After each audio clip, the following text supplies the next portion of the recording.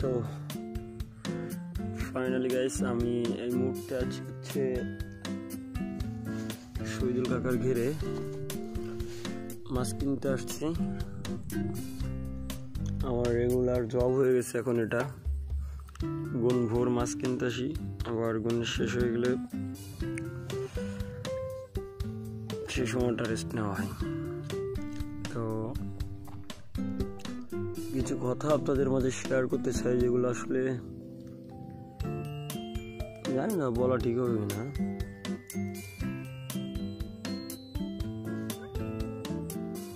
আসলে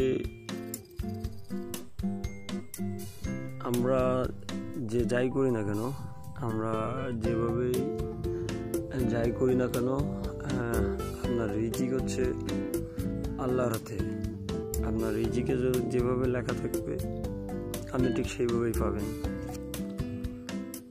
প্রত্যেকটা মানুষের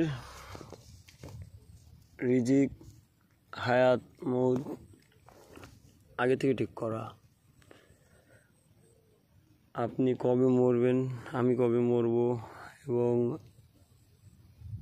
পৃথিবীতে সকল জীব কবে মরব, কি খাবো, কিভাবে খাবো, সেটা হচ্ছে আল্লাহর ঠিক করা। কিন্তু ওখানে আমাদের পথ বেছে নিতে হয়। পথটা হচ্ছে কি, আপনি হচ্ছে হালাল নাকি হারাম।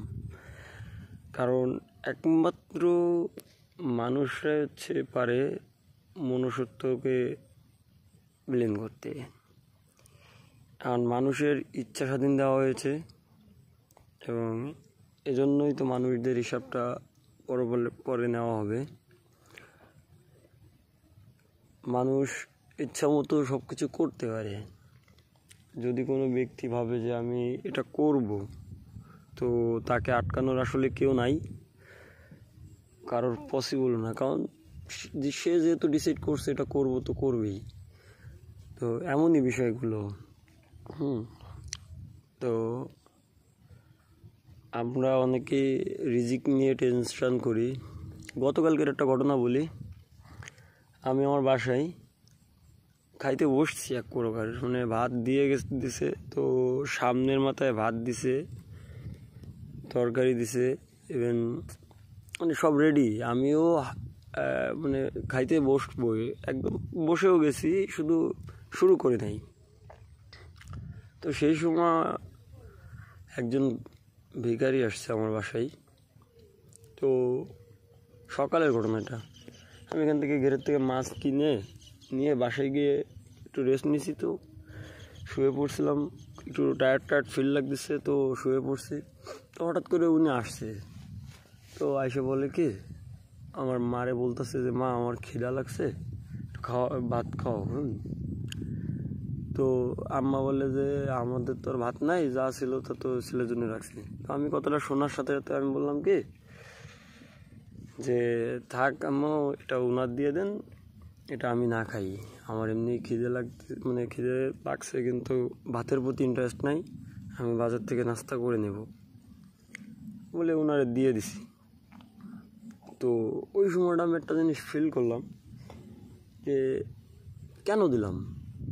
আবার দিলাম ঠিকই, আমি খাইতে বসছি, আমি একটু হইলে তো শুরু করে দিতাম।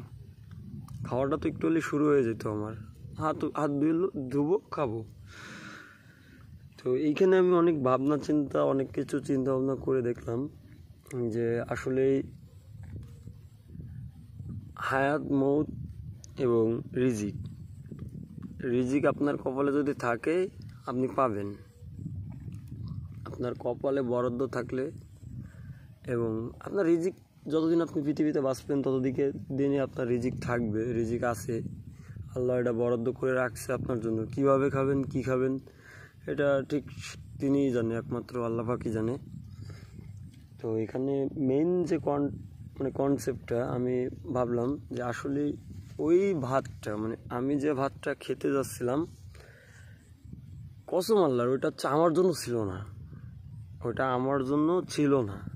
হয়তো সে পৃথিবীর বাহ্যিক চোখে দেখলে ওটা আমার জন্যই ছিল, কিন্তু যদি দেখেন যে ওখানে যদি নূরের ভিতর হিসাব করে দেখা হয়, ওই ভাতটা আমার জন্য ছিল না, যার কারণে আমি নিজেই বললাম যে আমি এখন খাবো না, উনিই খাক। মানে আমি নিজের থেকে ডোনেট করে দিছি এবং আমি কোনো মানে রিজন ছাড়াই তাকে ভাত দিয়ে দিছি এবং সে তৃপ্তি ভরে খেয়ে হয়তো আল্লাহর কাছে দোয়া করছে, কি করছে না করছে সেটা পরের সাবজেক্ট। কিন্তু আমি যেটা মূল মেসেজ দিতে চাচ্ছিলাম, আমি আমার লাইফে মোটামুটি বিগত আমার বয়স কত 25+,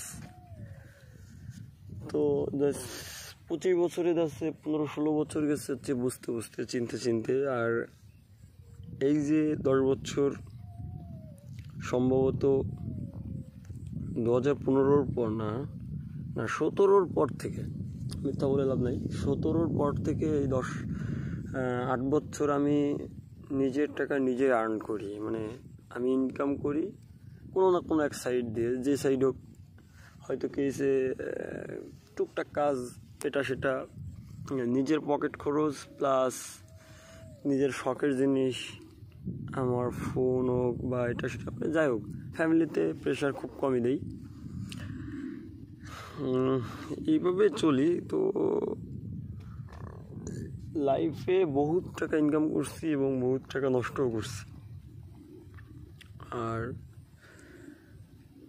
নিজের হকপন্থী যতটুকু যায় আছে পাইছি আল্লাহর মতে।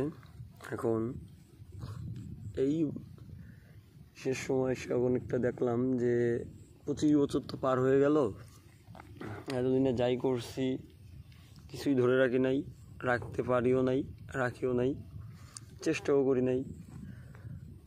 টাকা আসছে খরচ করছি, টাকা আসছে উড়াই দিছি। বিগত 2-3 বছরে রানিং 10-12 লাখ টাকা নষ্ট করে ফেলছি।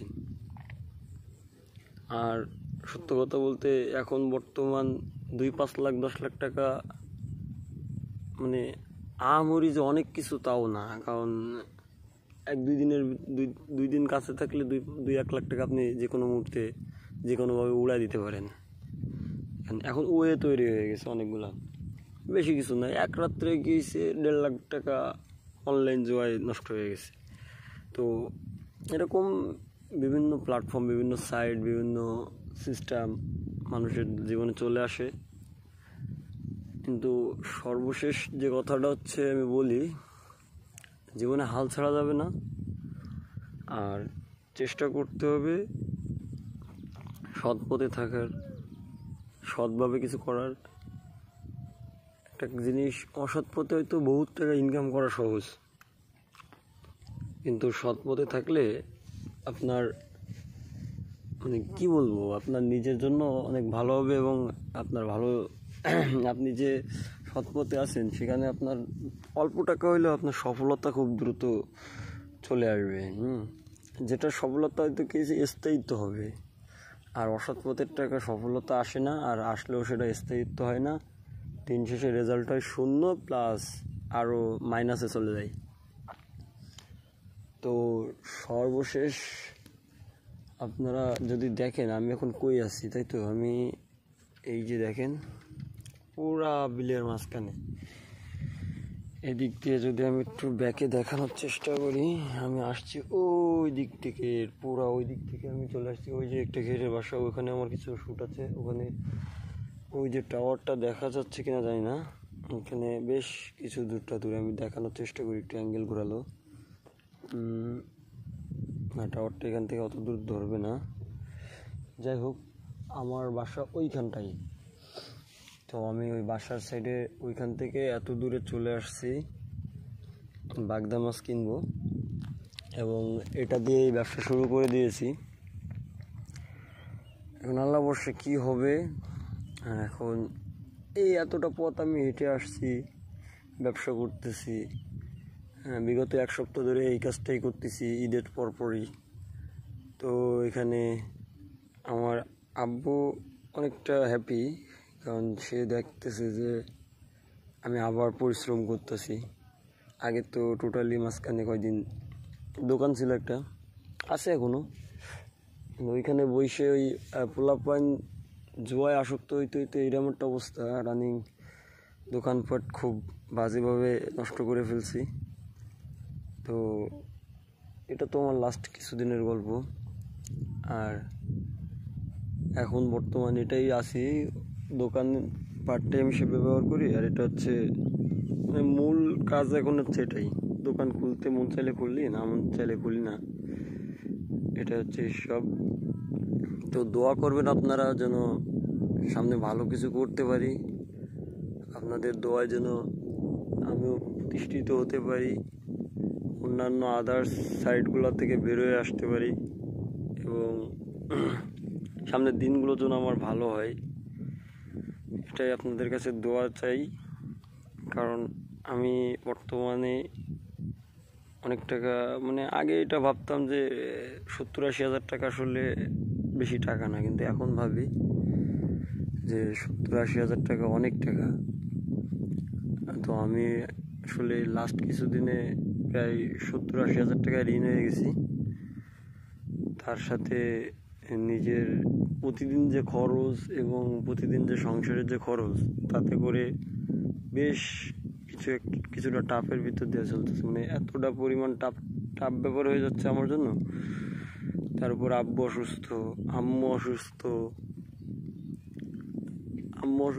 অসুস্থ, আবার আমার সন্তানরাও মোটামুটি এই দেখো অসুস্থ, এই অসুস্থ, মানে কি বলবো নিজে, মানে এত অল্প বয়সে যে এত বড় একটা প্রেশার যাবে আমার মধ্যে, বা এটা যে আমি নিজের ঘাতে নিজেই টেনে আনছি বা আনতেছি, এটা আমি কখনো ফিল করি নাই। তো সর্বশেষ সবাই মিলে দোয়া করবেন যাতে সামনে কিছু করতে পারি। তো আসসালামু আলাইকুম।